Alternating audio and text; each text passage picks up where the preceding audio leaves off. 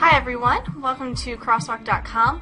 Today I have author Dan Wolley on the line with me. He is the author of the new book, Unshaken, Rising from the Ruins of Haiti's Hotel Montana. He has a really incredible story of survival after being trapped under the Hotel Montana for 65 hours right after the January earthquake. And he's here today to talk about his new book and some of the incredible things that have happened to him since then. Dan, thanks for being with us. Thank you very much. It's a pleasure. Can you just give us a snippet of what that time was like emotionally for you? I mean, you wrote notes to your two sons and your wife, Christy, essentially saying goodbye, and dealt with some really hard stuff. Yeah, this really was, for me, my first time, besides the moment on a freeway when you think you're going to crash into another car or, maybe a little turbulence on an airplane. This was the first time I really faced my mortality, just realizing I might die. I'm a believer, I'm a Christian, I've been a Christian for a long time, but I also knew that my faith life wasn't where it needed to be, and my relationship with God wasn't where it needed to be, and it really made me think about, wow, I may be crossing that threshold to see Christ face to face in the next couple minutes, and what is that going to be like? What gave you hope as the hours kept ticking by? Well, really, it was a combination of things. One was a very strong desire, determination to do everything I could to survive and to get back to my family, if at all possible. In addition to that, definitely my faith in God. And as I called out to God in this, recognizing that my time might be done and I might be crossing that threshold any time, and just realizing, boy, my heart is not where I want it to be. I found almost immediately just a strong sense of acceptance and love from Him. You had the chance to share the gospel with the Haitian man that was trapped in the elevator shaft next to you. His name was Luxon, I believe. Yeah. And he actually ended up coming to faith. So you ended up having not just a fellow man trapped next to you, but really a comrade in arms in the faith. It was really kind of a neat thing. Can you tell us a little bit about that? Yeah, that was just an amazing gift that God allowed me to be involved in. When Luxon said he wanted that, and he prayed along with me, and then cried after that, it was such an amazing moment for me. I've had that opportunity once or twice in my life, but every time it's just amazing that God chose to use me in that moment.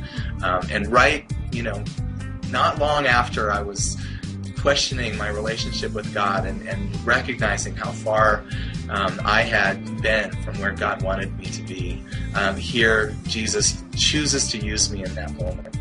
And so that was a great affirmation, almost an embrace that He had for me. How do you deal with the hard facts that you were saved while other people, God saw fit to take them home?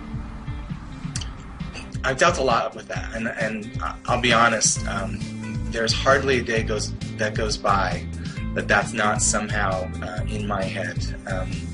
And that's been one of the challenges with this. It'd be easier if I was able to come out and just say, I went through this hard experience and God rescued me, and now I'm happy, and I'm so grateful for that. But I live really every day with the knowledge that so many others died, and there's so much suffering that happened as part of this as well.